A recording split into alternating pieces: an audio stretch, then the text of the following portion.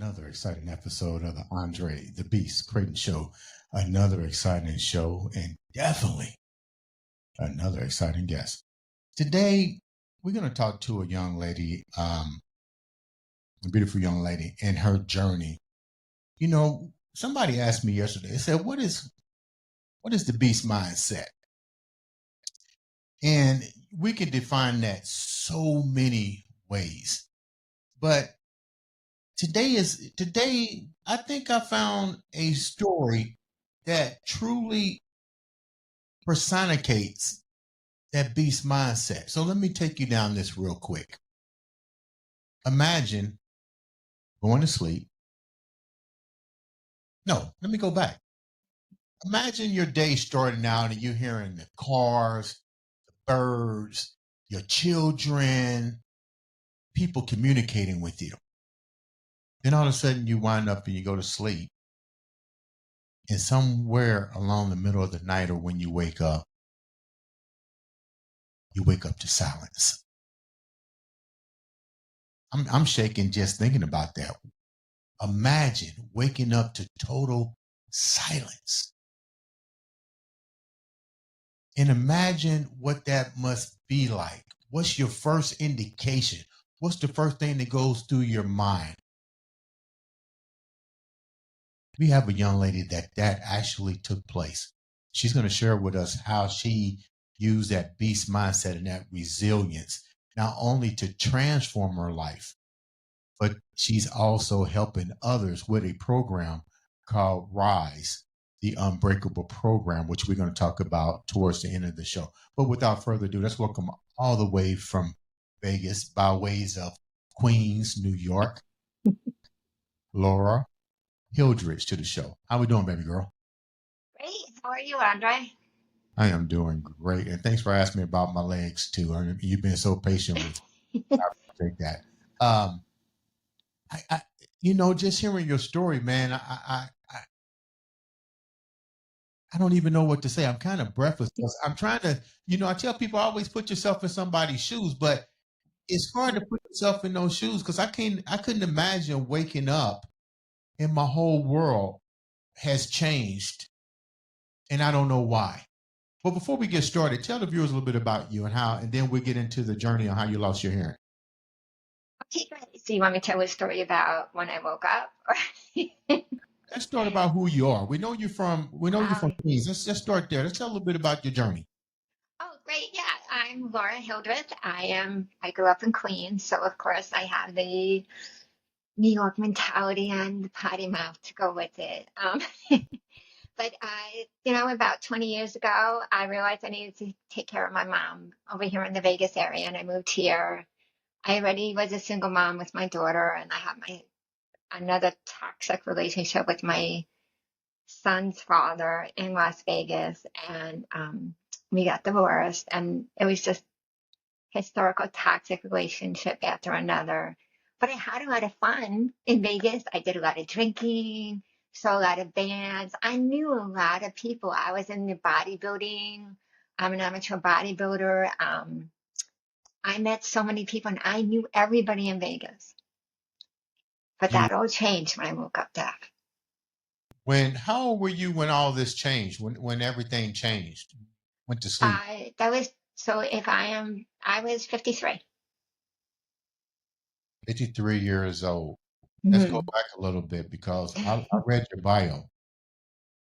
Before you lost your hearing, you mentioned something that a lot of people go through, which is trying to choose a relationship based on, I don't even know how to put it. I guess most people choose relationships based on what they want versus their own values and what they really need. But you've had several that you said were very, very toxic. Take me down that a little bit. Okay, great. So in hindsight, before I take you into the really bad relationship, in hindsight, I was trying to fulfill a need of getting love through what I can give. And also, I was raised to believe that nobody would love me unless I could be of service or be of value to someone. So that's a recipe for disaster. My first husband, I'll be brutally blank. I don't know if I could say this, but Yeah, say whatever you he, want to say. all right, well, he raped me. And he said it was his right to rape me. And there was one day I was laying there at home. I was in Colorado Springs at the moment. And I was laying there at home. It was a snow day. And my daughter was sitting on me like she loved to do, like when you crook your legs, she was sitting on me. And I was thinking, this is a good day to die. I was literally that close to suicide. So I called the suicide hotline. And they told me that that is actually right, what you're describing. It's not his right to do that to you. So that was the worst one. It's a long story. My daughter knows some of it. Hold on a minute, Laura. How old were you when you first got with your first husband? I was 27 and he never wanted to have children, so I broke up with him. And he said, no, I'll have kids because I love you that much. So But you said lesson to learn. you said something else that I want to go back on Sure. too. You said that I guess you was brought up to believe a certain way with a relationship with a man and a woman. Did this come from your mom, or did this come from your father, or did it come from both? Society. It's not just, well, my father was not in the picture. My stepfather is the one that I take care of now. He was the best role model I could have. If I didn't have him, I don't know where I would be. But my mom, when I started working out in my 20s, she cried, no man is going to love a girl with muscle. And even employers, there was one employer, I saved his business license. I created a system for him. I saved his proprietary program by creating a system for him. And I said, well, you promised me a raise if I could get you out of trouble. And he said, no, we don't need to give you a raise. We need to find you a man. Hmm. So, right. So So that, the, yeah. your first husband, you was young when you got married. I What was, made him think that he had the right to rape you? well, he's not the type of person that you'll get a straight answer from. He's got his own issues. So I don't know. I It was a progressive thing. He wasn't doing that from day one. We got married because I was pregnant. Mhm. Again, doing something I'm not supposed to. I didn't want to get married to him, but my family convinced me that was the right way to go. And we got married. I have the most amazing young daughter because of it, so I can't really knock it. Um, and if I hadn't had her, God knows where I would be. Now, does your daughter know the situation She with does. her dad? And She does. what did She she say? does. So as she was growing up, I never knocked her dad because I know how important a daughter's relationship with the father is. And maybe he wasn't that to her. Um, Turns out after years of therapy, she actually said to me she had to grieve a person that didn't exist. I didn't raise him up, but I never knocked him down. I like the way you said that. Yeah. So, did you share with your family what his ideal and his actions towards you at that age, and his right to do this to you? Well, I didn't feel comfortable sharing that with my little brother, who's close to 6 feet. I thought he might kill him.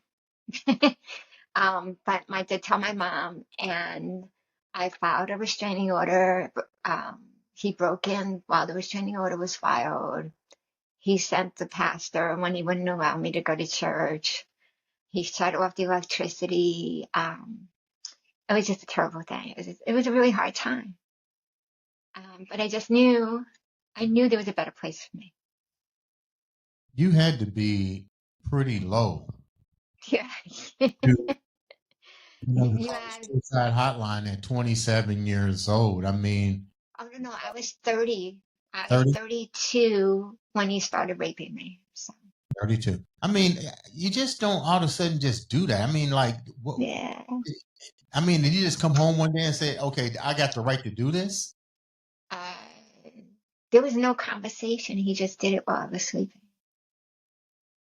Well, I'm glad And you got I out. said, no, I'm glad you got out. right? It's all news. So Yeah.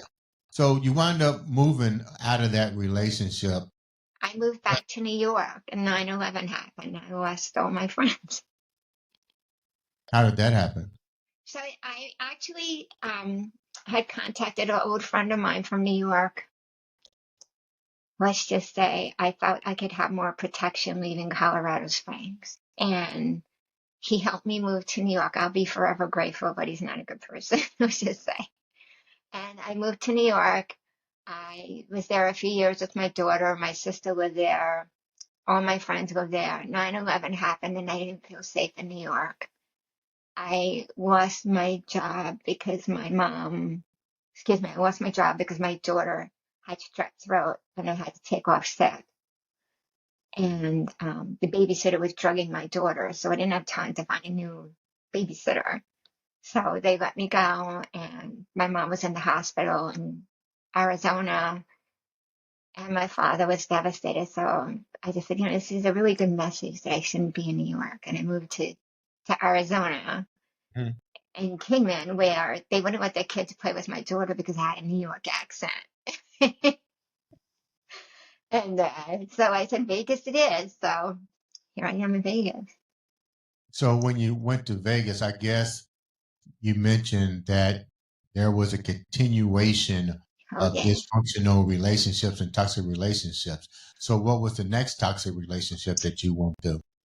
I have never not been in a toxic relationship except for recently until I lost my hearing.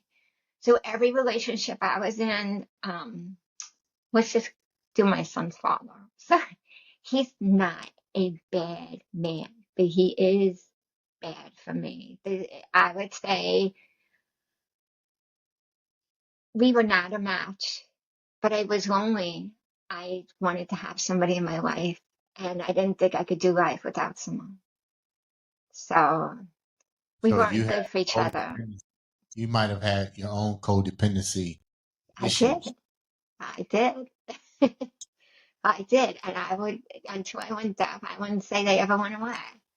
So between that and the boyfriend that left me when I was deaf, I was with another guy, really fun. He was a local musician.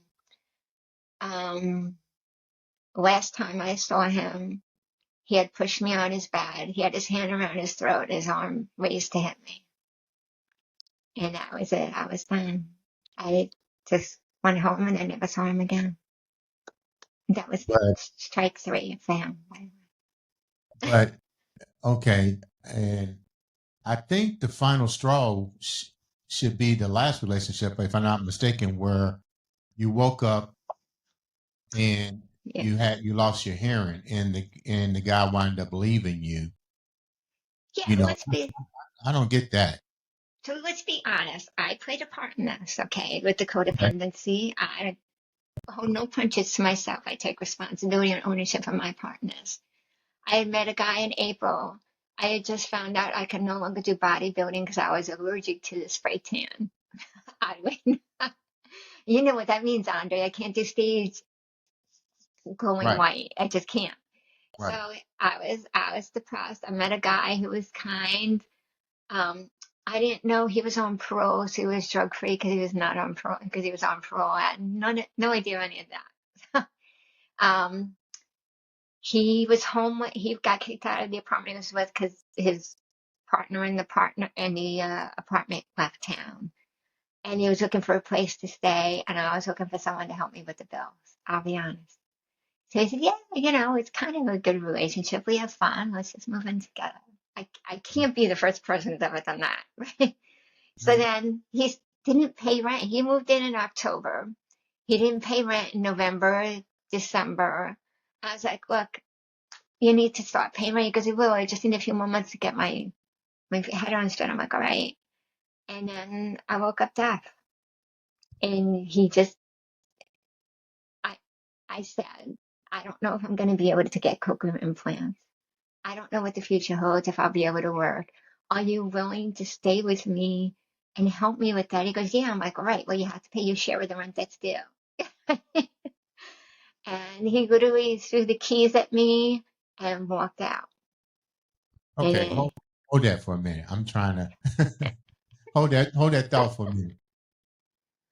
Now, you wake up mm-hmm. and you can't hear. That's right. But you're going to ask that was your first thing out of you. No, That was the it first, wasn't the first thing so I woke up. I couldn't hear. right. And there was about 2 weeks between the time I couldn't hear and when he threw the keys at me. So I Okay. couldn't hear. I went to this amazing doctor at UNLV School of Medicine. He left his Christmas vacation early to try to help me get my hearing back because it was some kind of unknown swelling or something. Right. And he did the shots in the ears. And in the meantime, I had a younger son. I think it was like 12-ish, maybe. Right. And he was trying to be brave and everything. In hindsight, I hear he had a whole bunch of issues at school that nobody was telling me about. And he was trying to be brave. My daughter and I had found a way to communicate by phone. There's apps that let you call and they caption. It sounds like you're talking.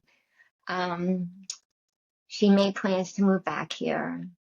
And I was trying to figure out if I could still stay at work and perform my job at the school district or not. And how would that look? And we decided I would get cochlear implants. I got approved for that.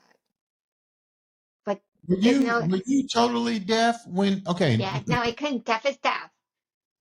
Okay. So I'm trying to keep the viewers on point here. So you get up out of bed one Mhm. morning and you're totally deaf. You don't hear nothing. I would be in total hysteria. Like, what am Yeah, I going to do? So you went to the doctor, and yes. then they contacted a specialist who took off and came to check your ear. But at this point, when he gets there, you can't hear nothing. So True. how was you able to even communicate to them? Were So, you writing? so there's great apps.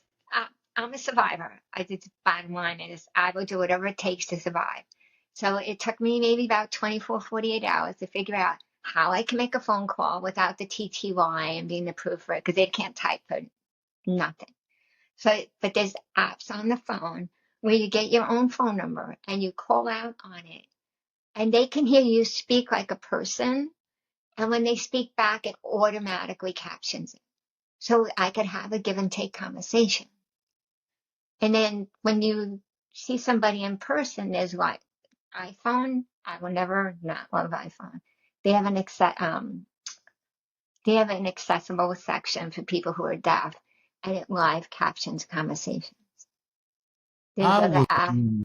so freaking amazing. And then there's the Ava app that you can sit at a party and put. I got a Bluetooth microphone, and everybody can join the party.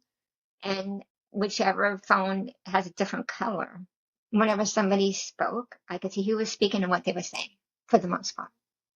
That's crazy. So Yeah. you wind up losing your hearing.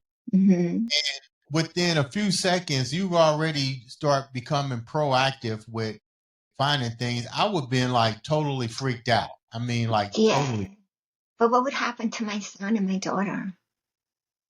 What would happen to them the one person that they could truly count on between both their dads, I am the one person that they need to survive. How am I going to do that unless I find answers? And it's all about that. And then what happened to the guy that you liked him? He became your roommate when you came back and told him that, hey, things about to Yeah. change. Did he stick around? Did he stay? Was he supportive?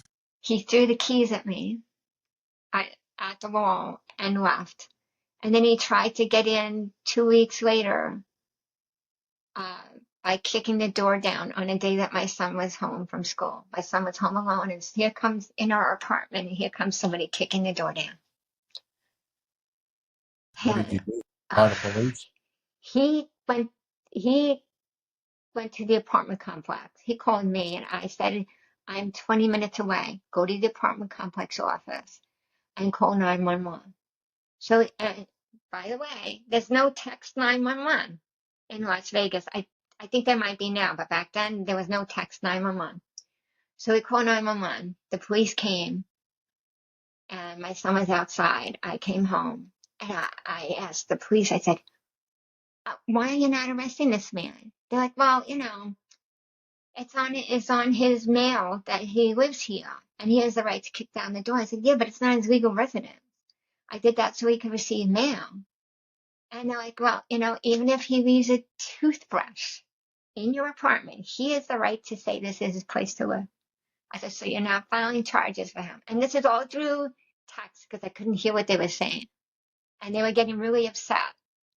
And then it was at that moment that I realized if there was ever going to be anybody to save me through this, it's got to be me. I've got to figure it out. And this has got to stop happening. That was it.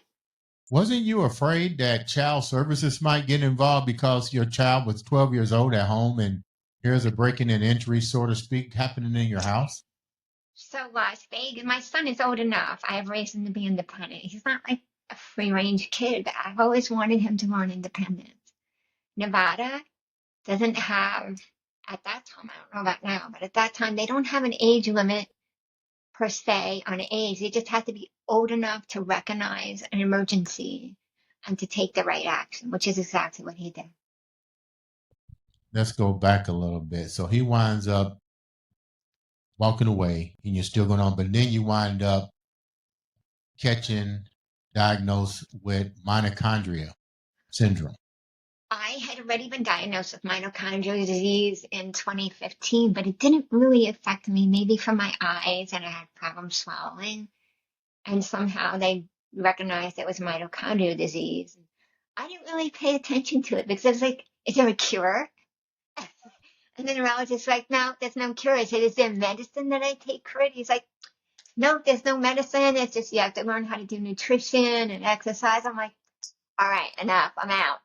I don't know. How are you going to help me with that? So I already knew I had mitochondrial disease, and we suspect that's part of what caused the hearing. But For yeah, those who don't know what mitochondria disease is, enlighten them a little bit. mitochondrial disease, you have to take a genetic test, which I've had 3 because I'm too healthy for them to believe I have mitochondrial disease. You have to take a genetic test where they take a muscle biopsy and they test the DNA gene sequencing. And if you have gene sequencing, for me, everybody's different with mitochondrial disease, but mine is a specific one called CPEO, which is chronic progressive external ophthalmolgia.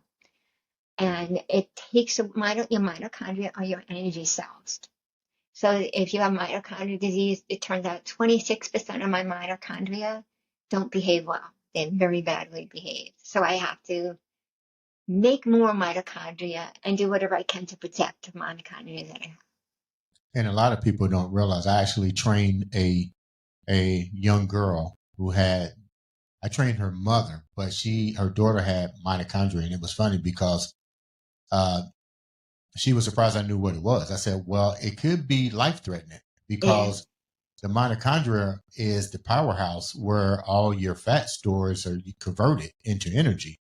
But when when the mitochondria is not able to get that fat into those muscles to do this process, this results in a word called catabolic syndrome, where your body becomes the energy source. So in long-term short, what that means is now your body begins to feed on itself for its energy source. It begins to attack muscle. And the life-threatening issue begins to happen on a wide scale, by meaning that it will eventually start to attack the heart and other areas for its fuel source. And naturally, I think, I'm not a doctor, but it can probably do other things. Like you said, it might have been a result to the loss of your hearing because there's not enough quote unquote studies on the mitochondria, but the mitochondria, if it's not, and it's um, um, the lack of production of the amino acid L-carnitine, which the L-carnitine amino acid is what is used to transport fat into the mitochondria. So usually, are you supplementing extra L-carnitine into your diet? There's a mitochondrial stack. So you Okay. could Google it. I take let's see, over $300 worth of supplements a month. So, Yeah. so I have, of course, just the protein. I'm very careful about the L-carnitine, the vitamin C, the ALA. Um, what else? CoQ10, vitamin B3 has been a big game changer, and creatine. Good stack. That's a damn good stack. It's great So stuff. let's move forward. You seem to be doing good with your hearing and stuff. And I really like Yeah. the way that you literally took charge.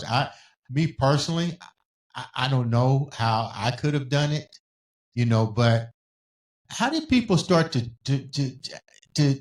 how did people start to react to the fact that you lost your hearing? And how did you wind up really putting it all together? Well, it took me a few years to get it all together and believe in myself to build a program for women because I had to prove it. So I built it. First of all, in answer to the first part of your question, almost all of the friends I had in Las Vegas in the music industry and the party industry, gone. Wow. They, nobody had anything to say to me if I didn't bring something to the party.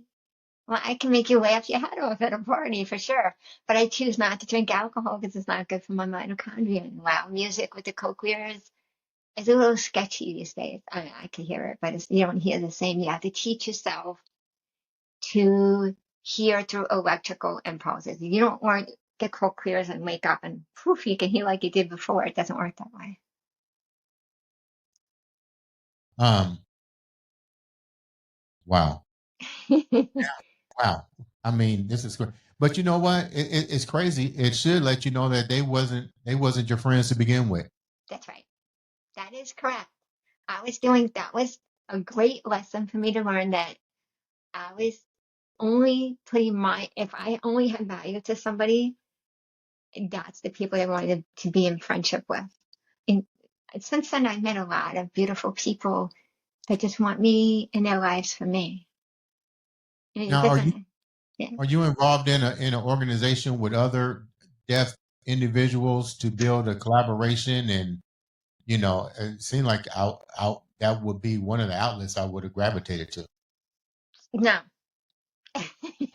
There's different, okay, so that's another issue. So if you have the deaf culture, when you get a cochlear implant, you like the devil. They don't want to accept you.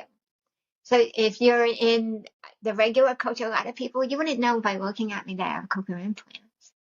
So, um, and I more relate to that type of culture. I tried joining a couple of local organizations on hearing loss, and it didn't work out for me. It was again, I, I, how do I say, politically motivated culture, and it's not something I want to step into.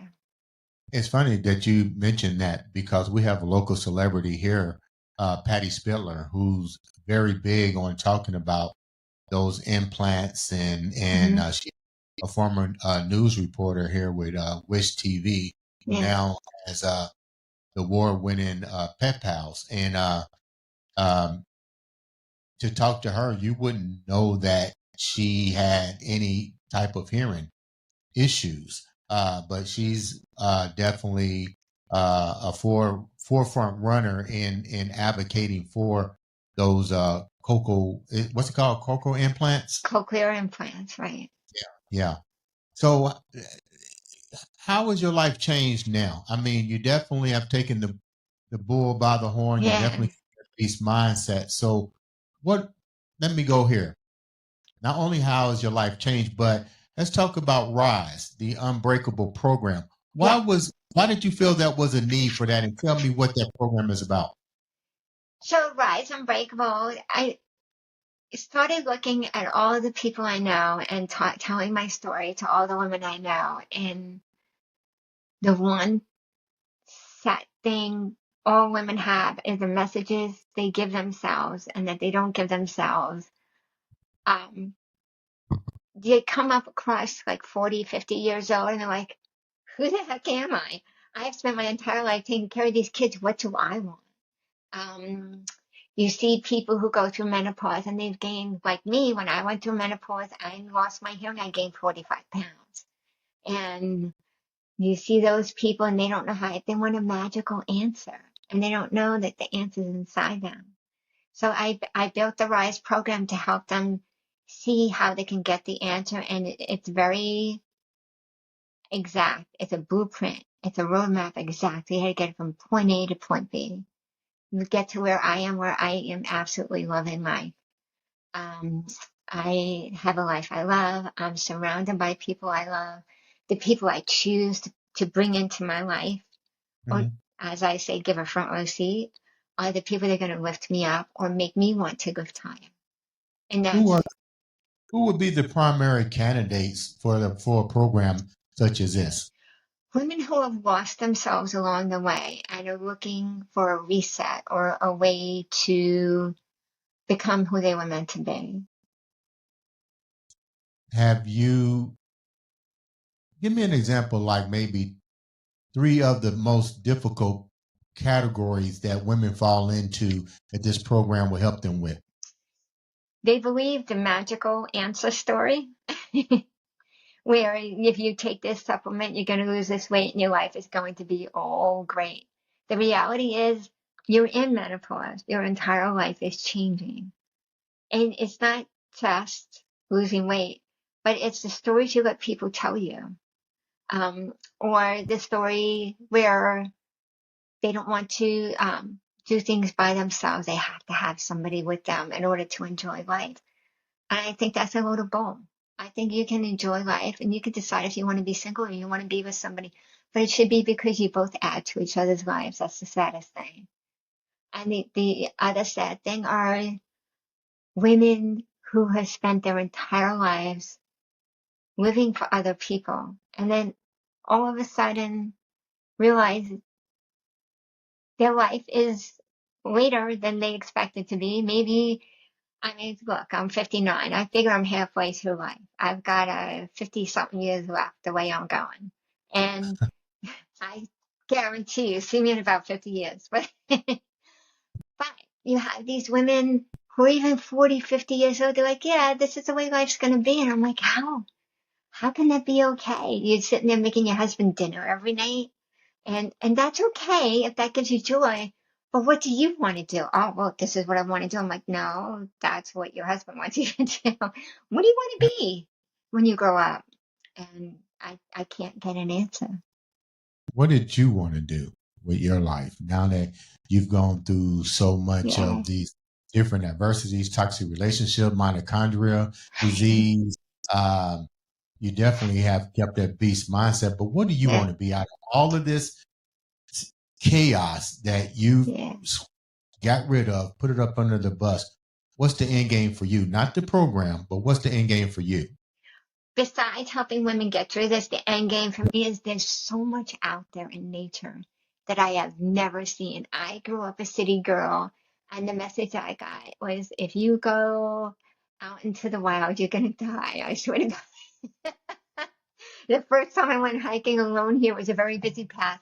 My girlfriend's like, here, take the pepper spray. I'm like, so this, I already went on a hike with my daughter yesterday, but I've always done hikes in the mountains over here by myself. Um, I have a hike. I want to go chase some waterfalls in Oregon. Um, I want to see, there's so many beautiful sites that people don't even know about, like hiking in Switzerland. Um, the Stairway to Heaven in Ireland, look it up. There's so much to see and so much to do. I just kept myself so small. I haven't been able to travel. I have my passport. I should be able to go. I want to go to Greece and kayak and the islands. And yeah. I got a feeling, I got a strong feeling you're going to do all that. Your son is now in the Marines. My hats off to him for serving our country. Your daughter is on her own journey. How has them watching you overcome empowered both of those individuals? My daughter is a strong, strong young woman. And she was my first child, so I'm sure I traumatized her. I know she went to therapy for it, and we had to come to Jesus, Mom, you did this to my life. meeting, which I never intended to, but I didn't have the knowledge that I had with my son. But she always knew that I stood up. You can knock me down 50 million times, and that next time I'm still going to stand up. One thing that you don't know about is that I had a bone tumor when my son was 1, and they told me Wow. I was going to lose my leg to, uh, maybe to cancer, but it ended up being benign. So I ran 2 marathons after that. One with a plate in my leg. And then I started bodybuilding because I didn't like physical therapy. So my kids always learn that if something's holding you back, figure out how to get your way back up. And my daughter asked, how do you do that? I said, well, some nights I lay down and when I can't sleep, I line up my ducks. But first I count them and I name them. So this is Dr. 1, Dr. 2, Dr. 3. And I make a plan for the next day and how I'm going to overcome what I'm struggling with. And it never That is fails. that is some great knowledge. How can the viewers reach out to you and understand and be a part of the Rise Unbreakable program?